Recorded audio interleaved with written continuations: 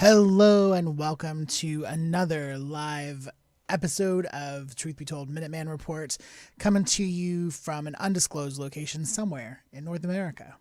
I am your Truth Be Told Minuteman, Robert Hensley, and today we've got a juicy one. We've got a good. This is going to be a good one, right? Like this is the stuff that I like. This is the stuff that I like. Okay, so yeah, so today we're talking about the Celle Neues Rathaus. I don't speak German. I had to look that up to see the pronunciation, and I know that I butchered it, but it's the Celle Neues Rathaus.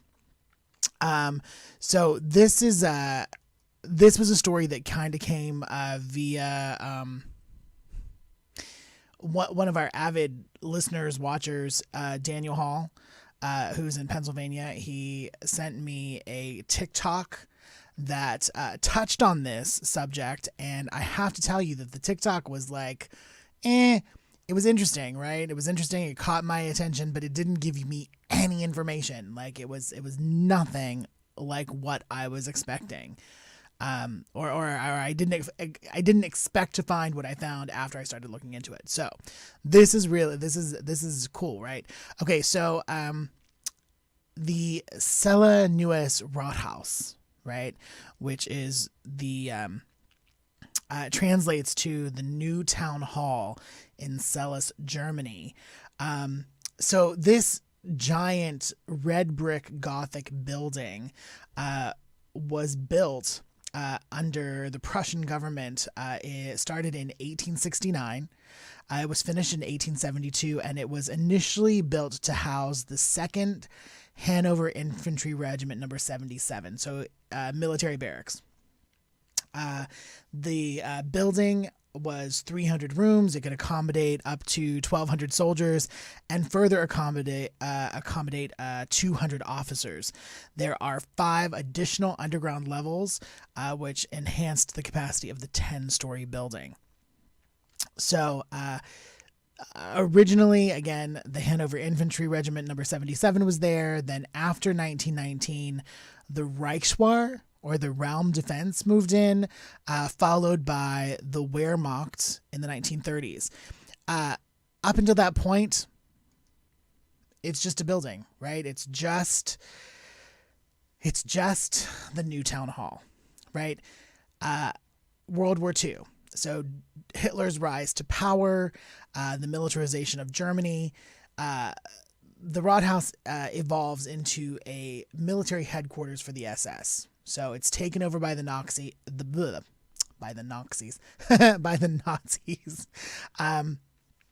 And up until World War II, again, it's just this kind of beautiful Gothic building. However, it isn't until after World War II when the site becomes occupied by Allied soldiers that the weirdness begins, right? And I put it out there. It's a dark and damaging history of this building, right? Dark because of what is discovered here, damaging because of the effects of what was discovered. So let's dig into this, right?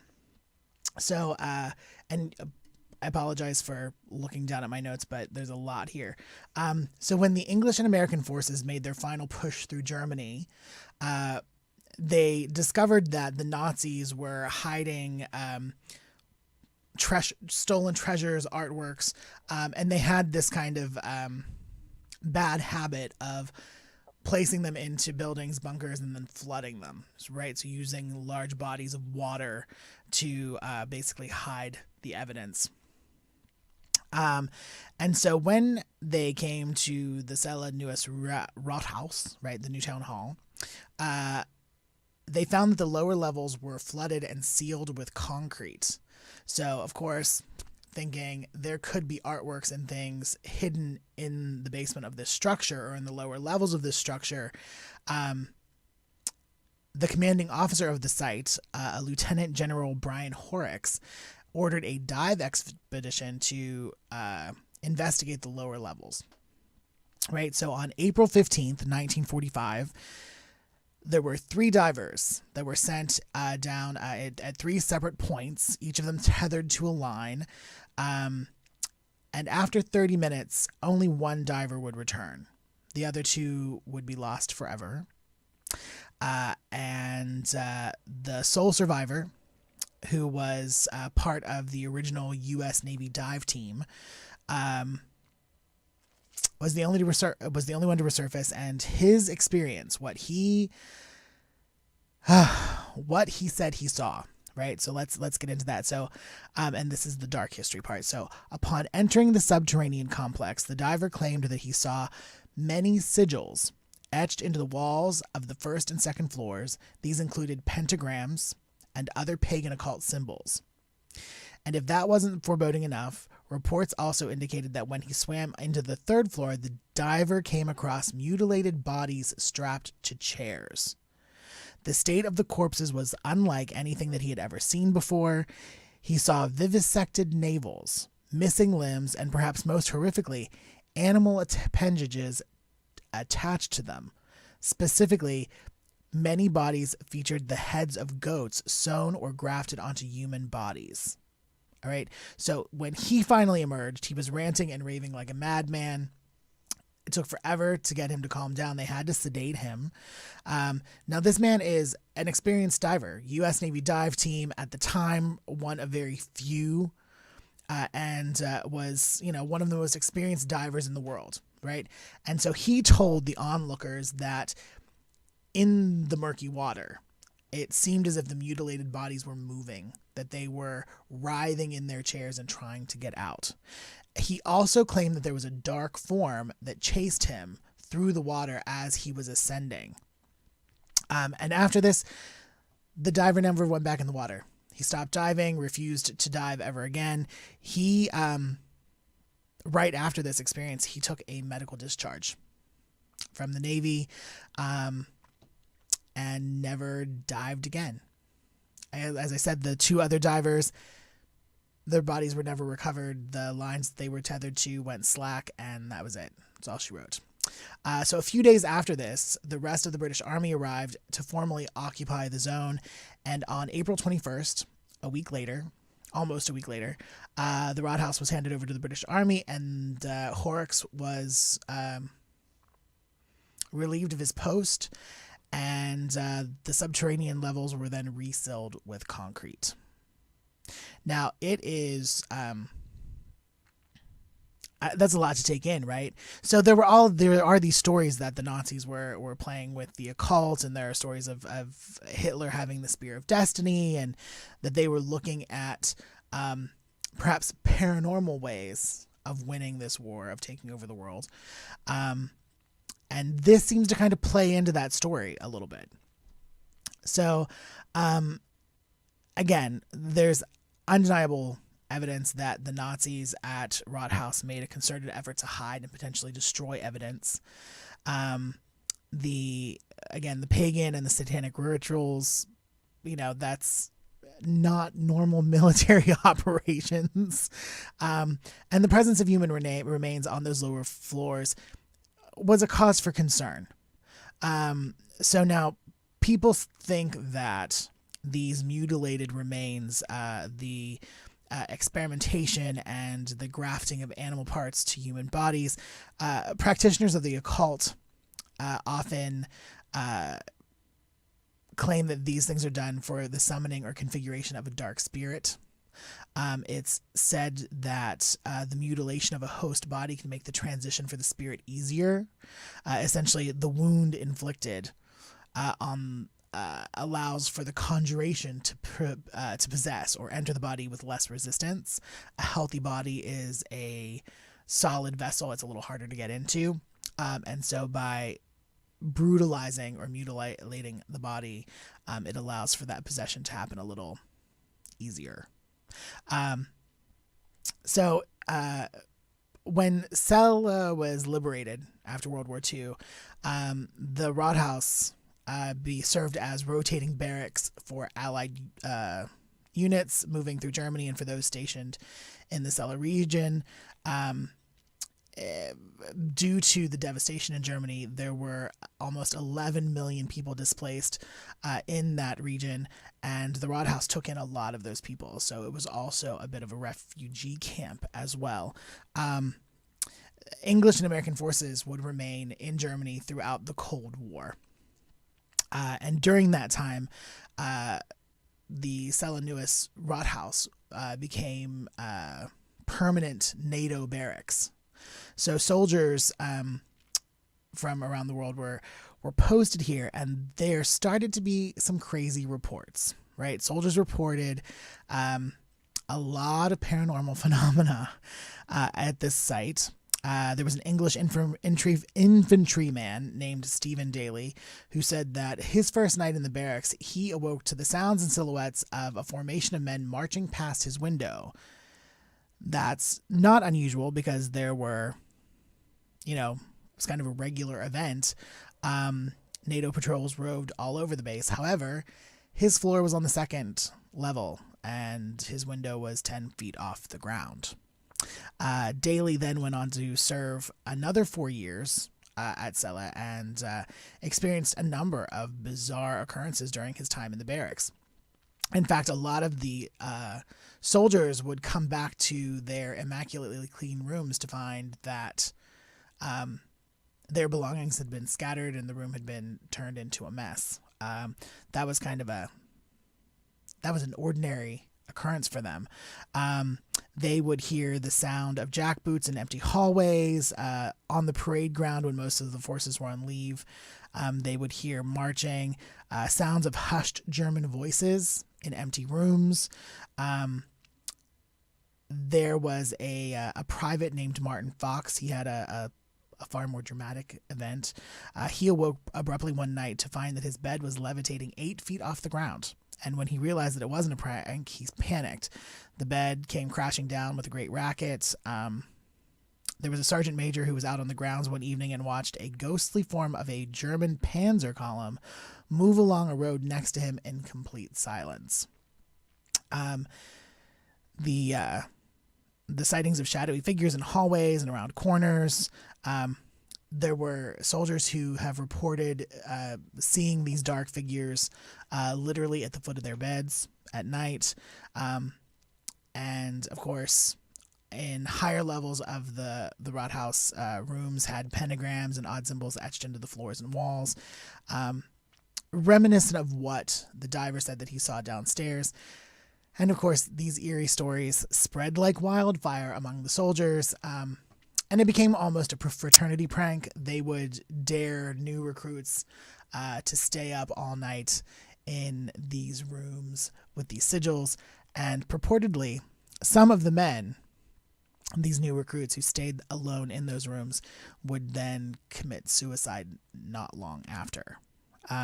So looking into that a little further, suicide rates are extremely high. I mean, really high for military men who are stationed overseas. I didn't realize.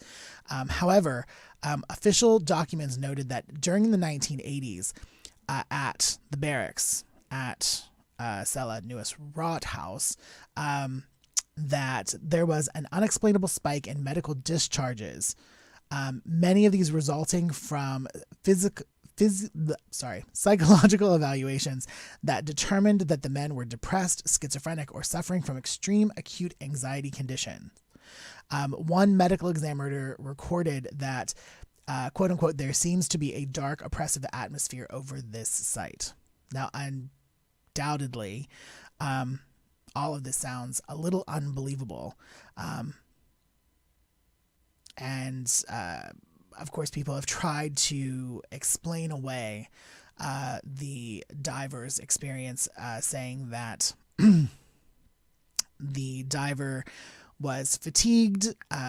He had been, these divers were searching and scouring large bodies of water for art and treasures and things that were hidden by the Nazis. And that by the time they get to Rathaus, it's claustrophobic.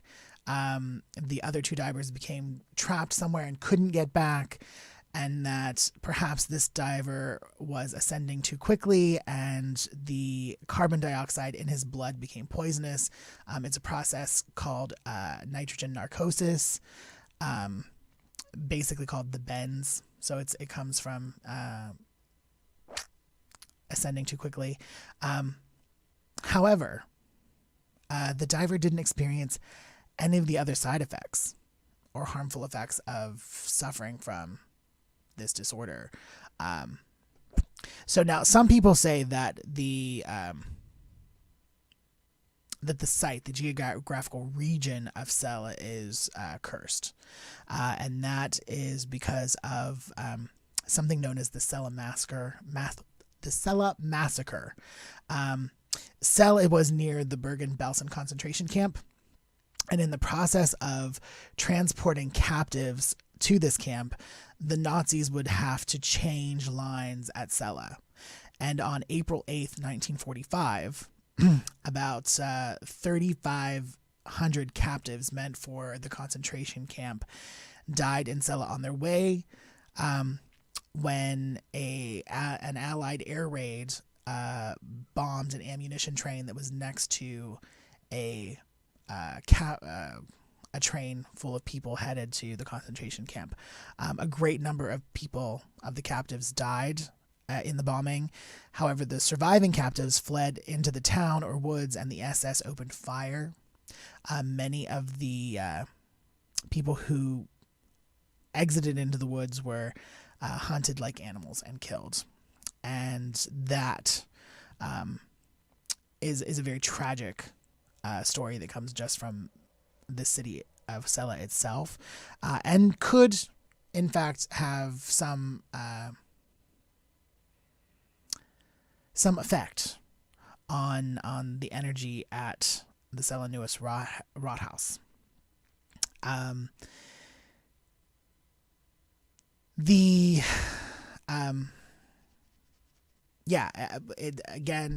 It still does not, or maybe it does, explain the incredibly high amount of the high number of suicides committed at these barracks. I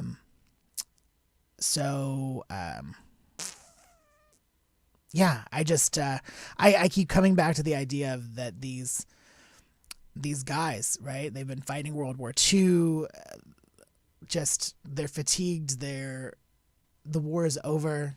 They're at these barracks. They want it to be done, and now they're basically it's kind of psychological torture. Now, whatever happened on the lower levels of the Celle Neues Rathaus, whatever this diver saw, there's only one real way to verify if that was real, and that is to unseal the floors and send another dive expedition into the flooded basement. And strangely enough, at least on record, that is an action that has never been undertaken by any of the forces who now occupy the site. The subterranean levels remain sealed and flooded, so we may never know what really happened or what's really hidden in those lower 5 levels. So thank you so much for listening. Thank you, Danny, for sending me that TikTok. And if you have a story idea or something you want us to look into for a future Minuteman report, please email me at reportminuteman@gmail.com. And don't forget, there are always 3 opportunities each week to find Truth Be Told content. There's me, Mondays at 3 p.m. Pacific, 6 Eastern. Always got little short bites for you. Wednesdays, Bonnie Burkert is here with Truth Be Told Transformation. That's all the metaphysical and kind of spiritual stuff. Again, at 3 p.m. Pacific and 6 Eastern. And the original Truth Be Told with Tony Sweet, Fridays at 3 p.m. Pacific, 6 Eastern. And I don't know what that is central. I feel like I should be saying something central, but I don't know what it is. And so 3 times each week that you get some Truth Be Told content. And feel free to join us online right? Check it out, www.truthbetoldworldwide.com. Click the shop button and you can find some really cool gift items. And until next week, this is your Truth Be Told Minuteman, Robert Hensley, signing off. Have a great week, and we'll see you next time.